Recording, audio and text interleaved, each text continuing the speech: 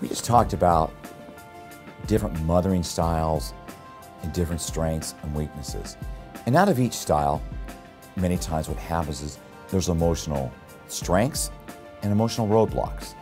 So I want to go over each one with you because each style has its own particular flavor, if you will, own particular side effect.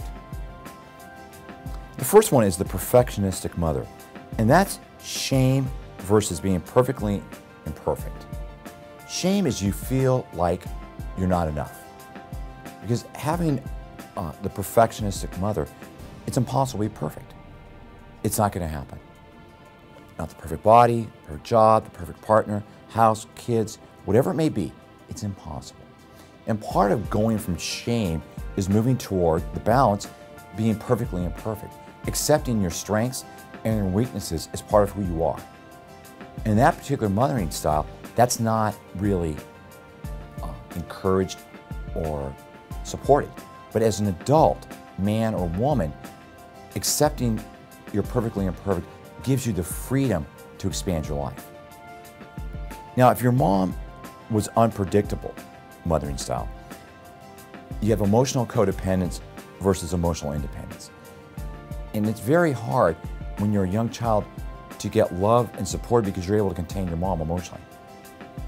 When she was upset, anxious, suicidal, or upset with your dad, or whatever it was with your aunts, you got a lot of dividends for being the caretaker. But in your adult life, being the caretaker sometimes doesn't work.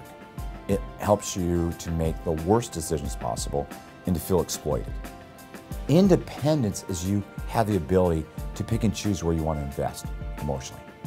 That's taking that mothering style into the strength. And the me first is deprivation versus being you're enough. Your life matters. You really can be separate and apart from your mom and have your own thoughts, feelings, and opinions.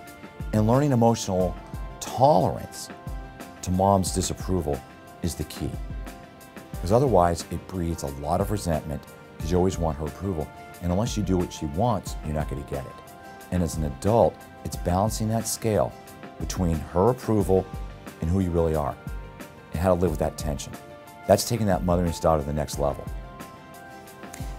And the fourth one, as I talked earlier about the best friend mothering style, that's taking anger and neglect and turning it into compassion and understanding. And the anger and neglect is you didn't get to be a kid. While all the other kids in high school were out having a good time or in college, you were at home mentally or emotionally taking care of your mom, trying to help her not to feel left out. Or she wanted to be your best friend and hang out with your girlfriends or hang out with your buddies. Versus that breeds anger and you feel neglected. Versus empathy, understanding who she was, who your grandmother was, and why your mom never embraced motherhood. That allows you to move beyond that roadblock. Anger is a ball and chain. And there's an old saying, if you're angry at somebody, it's like drinking poison and hoping it kills them. It kills you. That's why the best friend style mothering is so dangerous, because it gets people locked in, men and women. And the last style is a complete mother. And we can develop those qualities in our life. And that's the key word there is emotional attunement. It's the ability to feel for other people and to be able to read them and act accordingly. Sometimes that's not talking, is talking, helping, not helping. Emotional attunement. It's like when your kids come home and they got finger painting. They won, but the finger paint's all over their shirt. You're excited, they're out of their mind. Or they won their t-ball game, or your best girlfriend just got engaged and you're 42 and you don't think you'll ever get married and you're excited for it.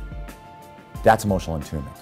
You can join the person in their life and celebrate their successes and things that happen and not feel resentful.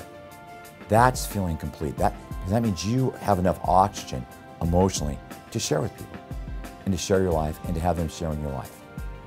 Those are moving past the roadblocks. Each mothering style has its strength and its liability. It's important to know what they are. And listening to all this, What do you think yours are? What mothering style did you have?